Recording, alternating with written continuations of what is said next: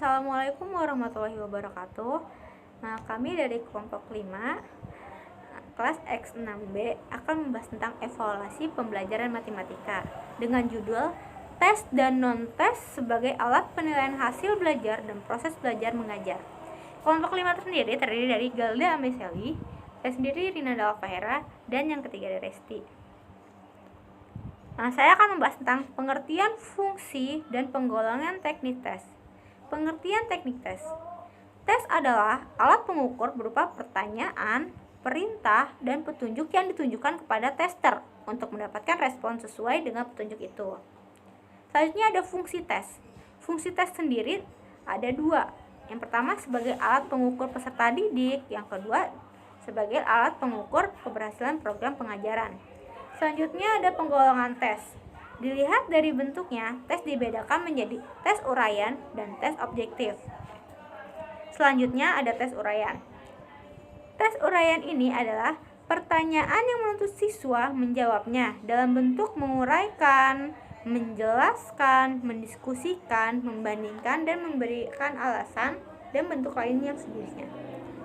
Menurut Dr. Nana Sujana pada 2009 menuliskan dalam pembuatan tes uraian dapat dibedakan menjadi 3 jenis, yaitu yang pertama uraian bebas.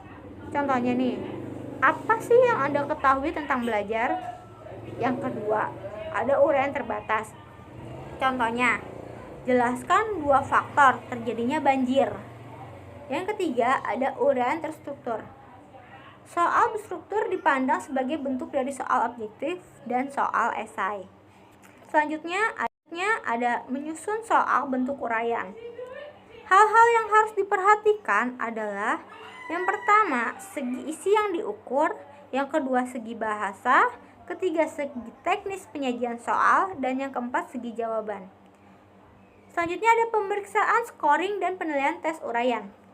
Untuk memeriksa jawaban soal uraian dapat dilakukan dengan 2 cara, yaitu yang pertama, diperiksa seseorang demi seorang untuk semua soal, kemudian diberi skor. Dan yang kedua, ada periksa nomor demi nomor untuk semua siswa, kemudian diberi skor. Untuk memberikan scoring bisa dilakukan dalam berbagai bentuk, misalnya 1-4 atau 1-10. Dan yang paling umum itu digunakan 1-4 dan 1-10. Selanjutnya, kelebihan dan kekurangan tes uraian. Kelebihan tes uraian itu ada 5. Yang pertama itu dapat mengukur proses mental yang tinggi atau aspek kognitif tingkat tinggi. Yang kedua, dapat melatih kemampuan berpikir teratur. Yang ketiga, dapat mengembangkan kemampuan berbahasa. Yang keempat, mengembangkan keterampilan pemecahan masalah. Dan yang kelima, adanya keuntungan teknis. Kekurangan tes uraian itu ada 3. Yang pertama, sampel tes yang sangat terbatas. Yang kedua, sifatnya sangat subjektif. Dan yang ketiga, kurangnya reliable mengungkapkan aspek yang terbatas. Saya Galda Ameseli, NPM 2017-135001877. Kali ini saya akan menjelaskan tentang tes objektif dan teknis non-tes. Untuk tes objektif itu soal-soal berbentuk objektif yang biasanya digunakan untuk menilai hasil belajar. Untuk tes objektif ini karena banyaknya materi yang dicakup dalam pembelajaran, dan tes ini dinilai mudah untuk memberikan penilaian. Untuk selanjutnya saya akan memberikan contoh soal. Yang pertama itu ada bentuk soal jawab singkat. Contohnya itu luas daerah segitiga yang panjangnya 8 cm dan tingginya 6 cm adalah, yaitu bisa dijawab ya, 8 kali 6, yaitu 48 cm luasnya. Selanjutnya adalah bentuk soal benar atau salah. Benar atau salah ini Danau Toba di Sumatera Utara merupakan danau tektonik. Nah, itu kita harus cari tahu dia benar danau tektonik atau bukan, baru kita bisa menjawabnya benar atau salah. Selanjutnya ada bentuk soal pilihan ganda, di mana bentuk soal pilihan ganda biasanya guru telah memberikan jawabannya yang kita harus pilih. Contohnya itu Mahkamah Internasional Perserikatan Bangsa terdapat di wilayah atau di kota.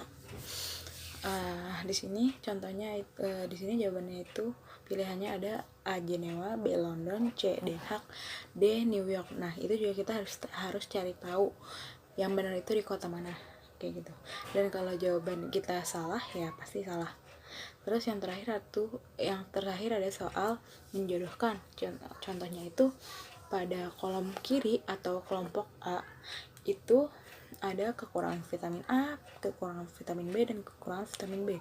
Sedangkan di sebelah kanan ada di kolom sebelah kanan atau kelompok B terdapat penyakit beri-beri, pertumbuhan badan lambat, dan sariawan. Nah di situ kita harus cari tahu penyebab dari kekurangan vitamin A itu penyakitnya apa.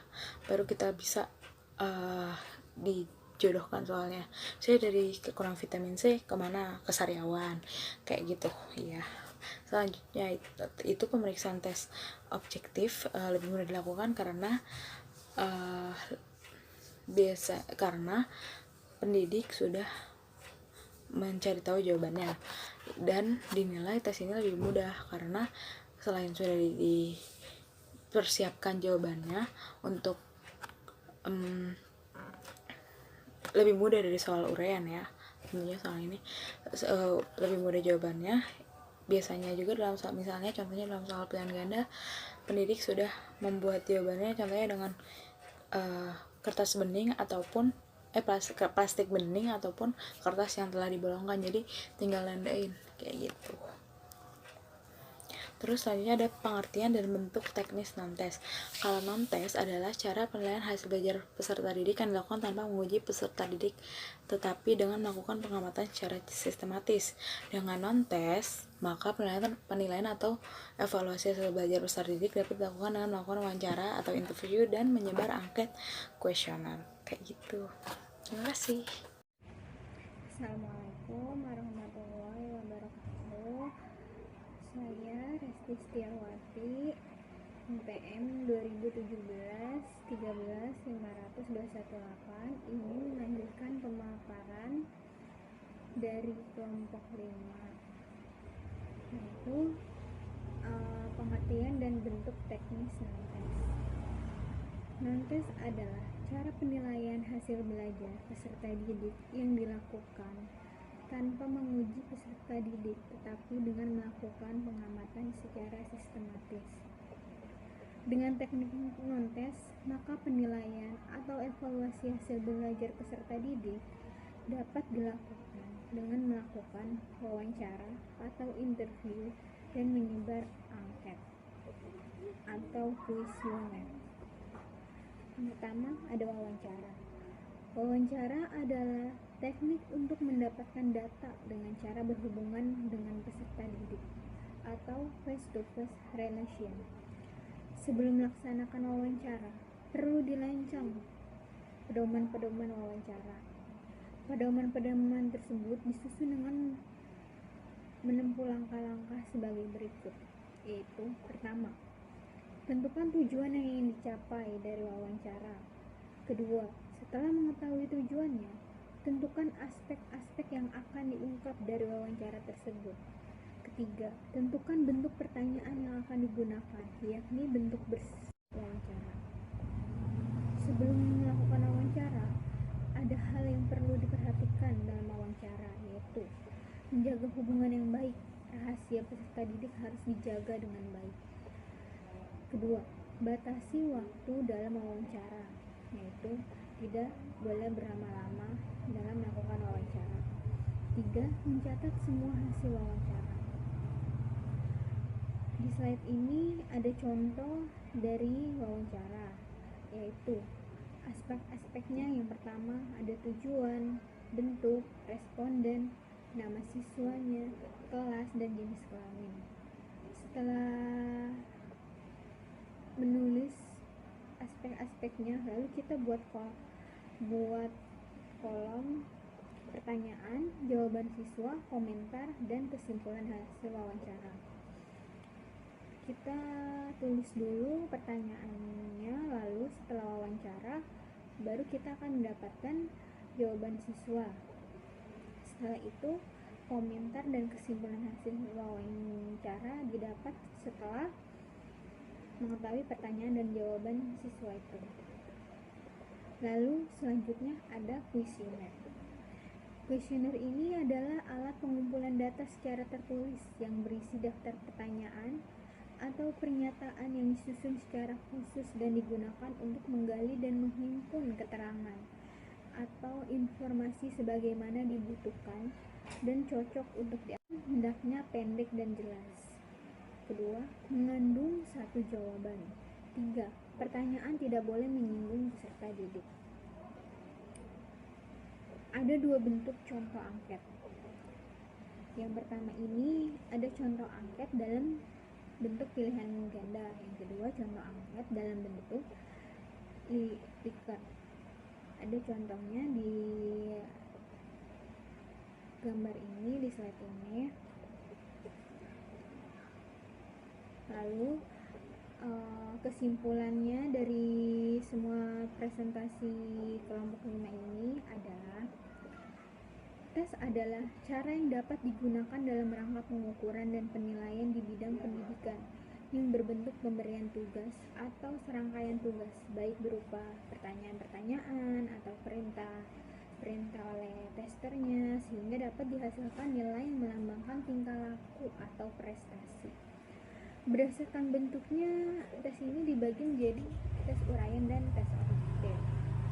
Lalu, non-tes ini adalah cara penilaian hasil belajar peserta didik yang dapat dilakukan tanpa menguji peserta didik, tetapi dengan melakukan pengamatan secara sistematis. Contohnya itu yaitu wawancara dan kuesioner.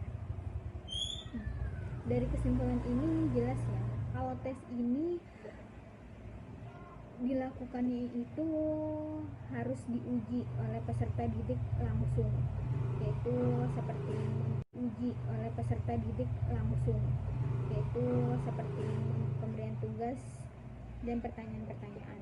Nah, kalau non-tes ini tanpa menguji, yaitu dengan melakukan pengamatan langsung. Sekian dari presentasi dari kelompok 5. Semoga ilmu yang diberikan bermanfaat untuk saya dan kelompok 5 dan tentunya untuk semua yang melihat presentasi ini. Kurang lebihnya saya mohon maaf. Assalamualaikum warahmatullahi wabarakatuh. Thanks for watching till end guys. Yang punya masukan bisa komen down below. Jangan lupa like-nya dan subscribe. Yang punya pertanyaan juga bisa di komen down below. Nanti kita usahain akan kita jawab. Bye.